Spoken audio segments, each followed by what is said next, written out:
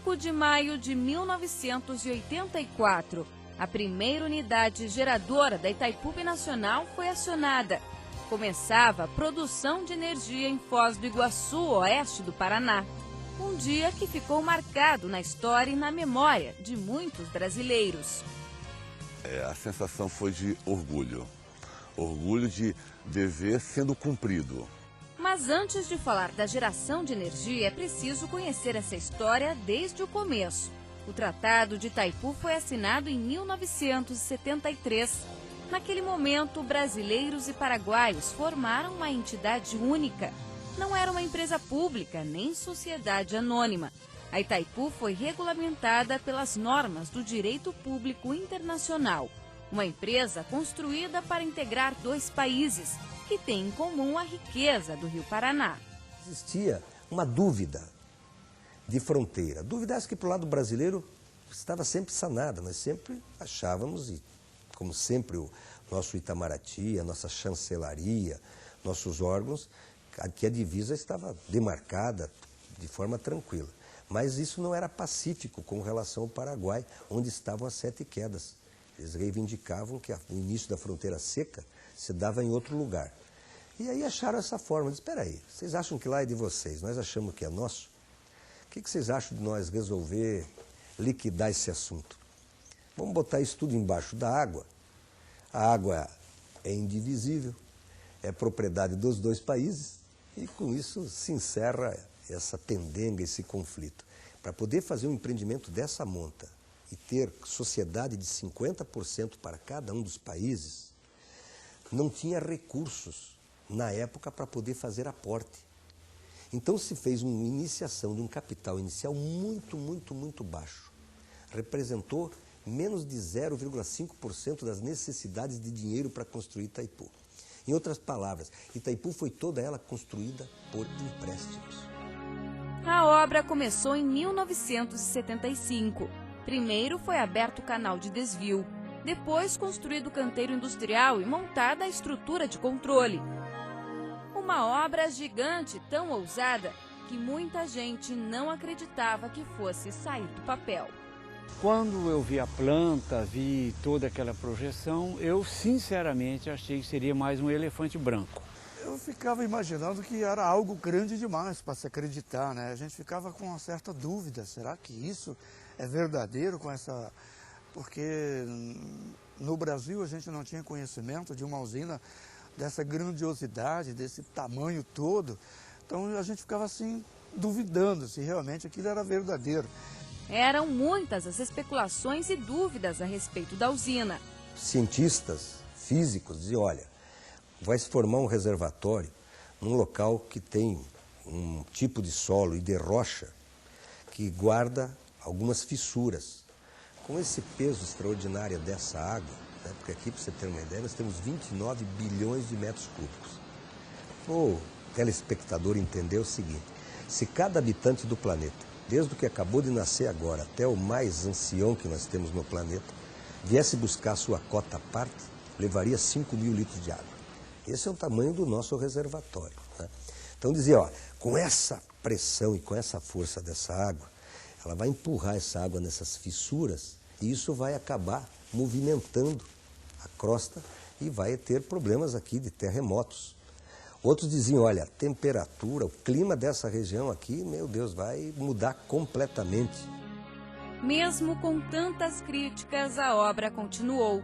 No pico da construção, 40 mil funcionários trabalhavam juntos com a convicção de que iriam erguer o gigante. Falavam muito na época de Itaipu, Serra Pelada, né, que era um garimpo que nós tínhamos no norte do país. E era a mesma coisa, aquele formigueiro, era um movimento de caminhões, eram 24 horas, direto, não tinha interrupção. Então hoje a gente recorda, eu olho assim algumas partes, assim, eu vejo ainda aquele formigueiro aqui dentro, né, de pessoas, de empregados que dedicaram praticamente sua vida à construção aqui de Itaipu. Os turnos de trabalho eram de 12 horas e o grande problema era transportar todo esse pessoal. O transporte de massa nosso era feito com uns baús gigantes que a Unicom construiu na época, puxado por cavalos mecânicos, que cada baú desses carregava em torno de 210 empregados. E esses baús faziam um trajeto mais longo. Era um baú, uma caixa? Era um baú desse baú de mudança, né, de caminhões de mudança, que não tinham bancos. Eles tinham só aqueles corrimões, o corrimão onde o pessoal ia segurando. Então, colocar 210 pessoas dentro de um baú não era fácil. E tínhamos também uns ônibus adaptados, que o pessoal até tirava como gozação, chamava de Dancing Days, que também era um ônibus sem banco, onde o pessoal só tinha o corrimão de segurar, e o pessoal ia todo balançando dentro dos ônibus. Então, os peões lá da obra que apelidaram de Dancing Days, né? Porque realmente era... E esses carregavam 110 trabalhadores, cada ônibus. Para a construção da Itaipu veio gente de todos os cantos do mundo. Brasileiros e paraguaios tiveram que aprender a conviver. O brasileiro tem uma forma de trabalhar, o Paraguai tem outra, porque eles não dispensam o tererê deles a determinados momentos, e isso no começo começou a gerar conflitos, mas foi tão bem feito depois que as coisas se harmonizaram. Entre tantas imagens que ficaram guardadas na memória, uma das mais surpreendentes é a do desvio do leito do rio.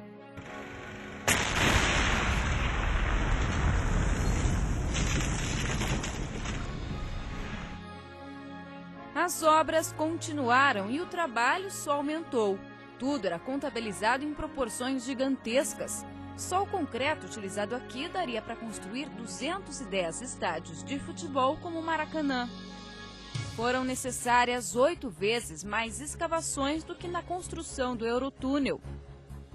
A Itaipu mudou o rumo da história de Foz do Iguaçu. Em 73, Foz do Iguaçu tem 34 mil habitantes. Em 74, que começa a Itaipu, 134 mil.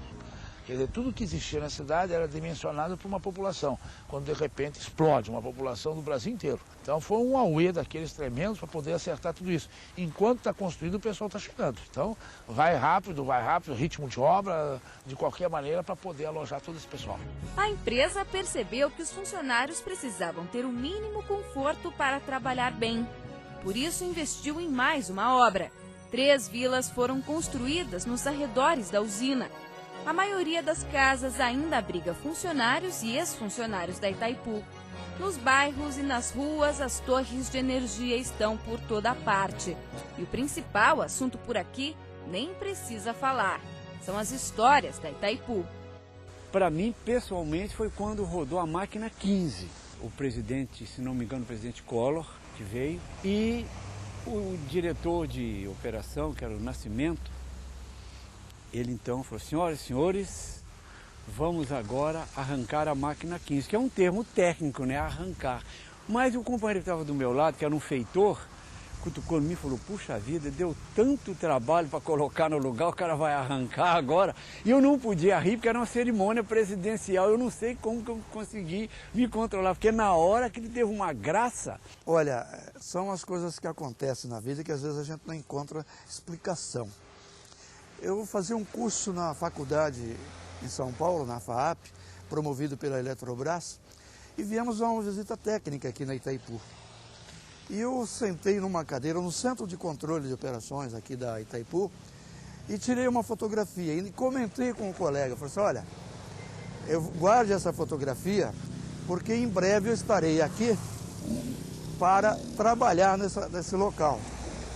E foi muito breve, dentro de 6 meses eu estava sentado na mesma cadeira onde eu tirei a fotografia, trabalhando já como funcionário da Itaipu Binacional, com muito orgulho. No dia 5 de maio de 1984, era apenas uma unidade geradora. Hoje são 20. Cada uma produz cerca de 700 megawatts de energia. Produzimos 20% de toda a energia consumida no Brasil, quase que a totalidade da energia produzida no Paraguai. Pagamos toda essa dívida com a própria geração de energia a um preço que está na média dos preços das energias do Brasil. É um verdadeiro ovo de Colômbia. A empresa em que poucos acreditavam hoje é a maior usina do planeta em geração de energia. Uma das 7 maravilhas do mundo moderno. Às vezes eu olho para na minha casa, eu vejo lá 4 lâmpadas, né? Aí vejo uma daquelas ali, é Itaipu que está gerando. É orgulho, grande, é orgulho. E você participar dessa, desde da escavação do canal de desvio até hoje, essa obra monumental, é uma referência, é um ícone internacional na obra de engenharia, já foi referência em revistas, em artigos de jornais, como uma obra pioneira, uma obra faraônica, uma obra magnífica.